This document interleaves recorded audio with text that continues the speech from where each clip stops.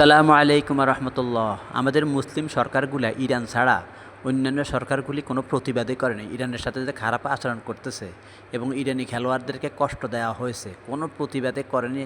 কোনো খেলোয়াড়রাও কোনো প্রতিবাদ করেনি, কোনো সংবাদ সম্মেলন করে কোনো কথাও বলেনি। যা হোক, হকের হাকিম মহান রব্বুল আলামিন আল্লাহ তাআলা অবশ্যই দেখবেন। আর এই নিয়ম ইনশাল্লাহ থাকবে না। যেভাবে খেলাধুলা হচ্ছে, বেয়াফানা অশ্লীলতা, এই যে আন্তর্জাতিক ফুটবল সংস্থা ফিফা নিয়ন্ত্রণ করে আমেরিকা পশ্চিমারা, এই নিয়ম থাকবে না। এই নিয়ম কারণ সব শেষ হয়ে যাবে।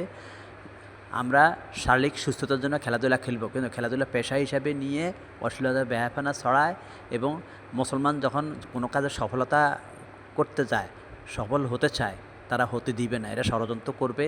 আজকে ষড়যন্ত্র করে যেমনভাবে ইরানকে ঠকিয়েছে, তেমনিভাবে ইনশাল্লাহ যারা মুনাফেক পশ্চিমাদের সাথে দালালি করছে, যে কোনো প্রতিবাদ করলা না, তোমরাও শেষ হয়ে যাবে। তোমরাও এই শেষ হয়ে যাবে। কাফেরদের সাথে মসজিদের সাথে তোমরাও শেষ হয়ে যাবে, এটা আমরা বিশ্বাস করি।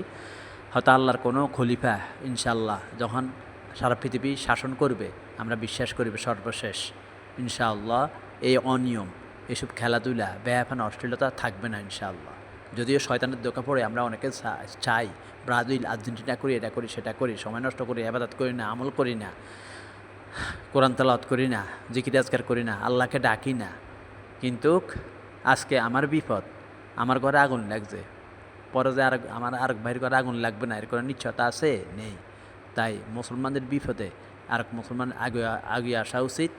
এই যে ইরানি ভাইদের সাথে যে খারাপ ব্যবহার করা হয়েছে, আজ পর্যন্ত কোনো রাষ্ট্র থেকে কোনো প্রতিবাদ দেখলাম না। হায় আফসুস, হায় আফসুস। শিয়া সুন্নি পরে যখন মুসলমানদের হাতে ক্ষমতা আসবে, তখন আমরা শিয়া সুন্নি দেখব। এখন কোনো কিছু দেখার কোনো সুযোগ নেই। এখন আমরা ঐক্যবদ্ধভাবে আমরা সকলে সব কিছু ষড়যন্ত্র রুখে দেওয়া উচিত, সকল ষড়যন্ত্রকে নস্যাৎ করা উচিত। এই যে ফুটবল নিয়ন্ত্রণ করে আমেরিকা পশ্চিমারা, যে জিনিস মুসলমানদের কোনো উপকার আসে না, সেই জিনিসে মুসলমান যাওয়া ঠিক না। ক্রিকেট হোক, ফুটবল হোক, খেলাধুলা হোক। আমরা ওই যে মরক্কোর এক খেলোয়াড় ভাই বলেছিল যে আমি খেলোয়াড় বিশ্বকাপের পর আমি অবসর নিব। সে সঠিক সিদ্ধান্ত নিয়েছে। আমি মনে করি আল্লাহ তাকে একজন ভালো, আল্লাহর নেক বান্দা হিসাবে কবুল করুক। আমি স্বাগত জানাই তাকে।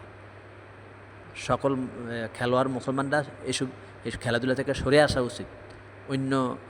ভাবে তারা টাকা পয়সার ইনকাম করা দরকার। আপনারা কি মনে করেন? আসসালামু আলাইকুম।